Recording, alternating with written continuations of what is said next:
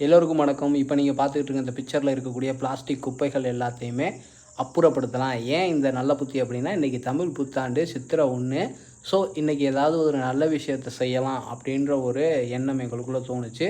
சரின்ட்டு மாடியில் இருந்துட்டு கீழே பார்க்கும்போது நிறையா குப்பைகள் தெரிஞ்சிச்சு. அதில் பிளாஸ்டிக் பைகள் நிறையா தெரிஞ்சிச்சு.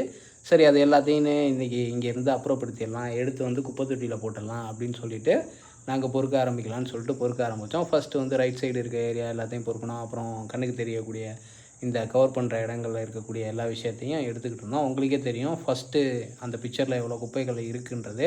கடைசியாக எடுத்து முடித்ததுக்கப்புறம் இருக்கக்கூடிய பிக்சரில் பார்த்தீங்கன்னா உங்களுக்கே தெரியும். இப்போ எல்லாத்தையும் பொறுக்கி முடித்தா 2 மூட்டைக்கு வெறும் பிளாஸ்டிக் பை, இது எல்லாமே மக்காமல் இருக்கும்ல, அந்த பிளாஸ்டிக் பை குப்பை தொட்டியில் போட்டுட்டோம் அப்படின்னோம்னா கார்ப்பரேஷன் வந்து குப்பை அள்ளிடும், இல்லாட்டினா எரிச்சிடலாம், ஏதாவது ஒன்று பண்ணலாம். ஆனால் எரிக்கணும் அப்படின்னு முடிவு பண்ணிட்டோம்னா இங்கே எரிக்கக்கூடாது, இதை இன்னும் இங்கேருந்து எடுத்துகிட்டு போய் ஆள் அரவம் இல்லாத இடத்துல எரிச்சிடணும்.